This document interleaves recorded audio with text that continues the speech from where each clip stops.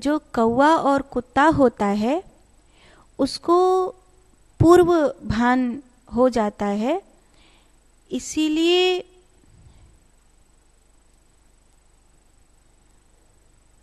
इन लोग अगर कुछ संकेत दे रहे हैं तो उसको सीरियसली लेना चाहिए, उसको मजाक में नहीं लेना चाहिए। कौवा और कुत्ता इन लोगों को पूर्व भान होता है। तो जैसे कुत्ता रोए आकर द्वार पर, ऐसा कुत्ते का रुदन सुनाई दे, इस प्रकार अगर कुछ हो रहा है तो कहीं ना कहीं वो संकेत दे रहा है कि आने वाले समय में कुछ ऐसा है।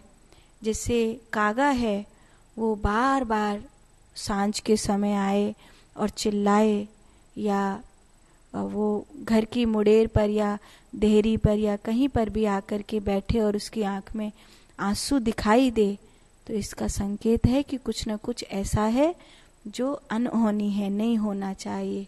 तो उसको टालने के लिए अगर कुछ आप कर सकते हैं, प्रार्थना पूजा, तो आपको अवश्य करना चाहिए। पहले के समय में लोग जीव जंतुओं से प्रकृति का संकेत ले लेते थे। तारों को देखकर घड़ी समझ जाते थे, धूप से सूरज को देख करके ये जान जाते थे कि सूरज इस समय यहाँ है तो इतने बज गए होंगे। यहाँ तक कि वो जो खाने पीने की चीज है उनको भी बताते थे कि दही इस समय खाना अमृत के समान है, इस समय खाना जहर के समान है, और तुमने मूली और करेला खा लिया एक साथ तो तुम्हारे लिए क्या होने वाला है। कौन कौन सी चीजें हैं जो एक साथ खाने से कौन सा परिणाम देते हैं, किस महीने में कौन सी चीज खानी चाहिए, कौन सी नहीं खानी चाहिए। कि नींबू इस महीने में खाओगे तो अमृत जैसा काम करेगा, इस महीने में खाओगे तो जहर जैसा काम करेगा, इस समय अचार खाओगे तो जहर जैसा काम करेगा, इस समय अचार खाओगे तो शरीर में अमृत।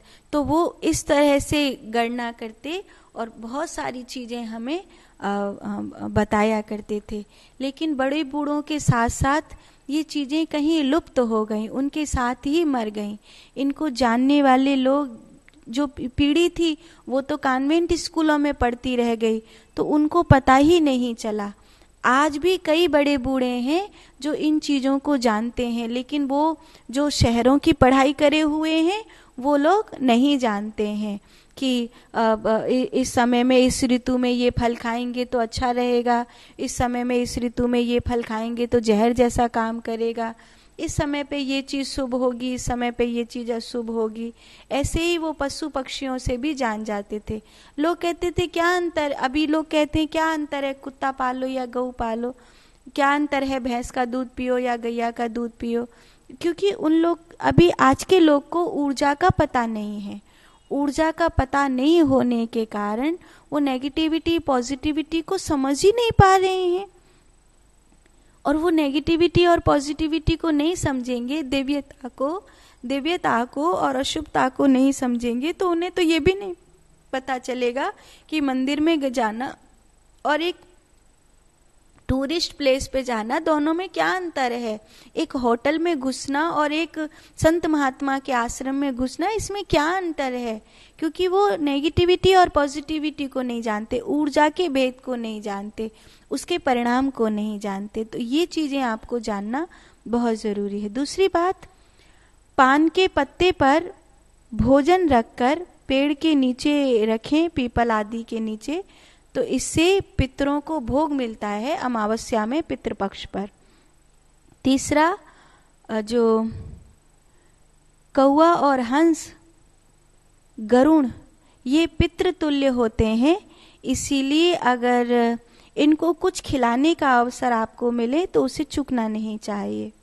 चौथा, गयासुर 16 दिन गाय के मुख में रहता है।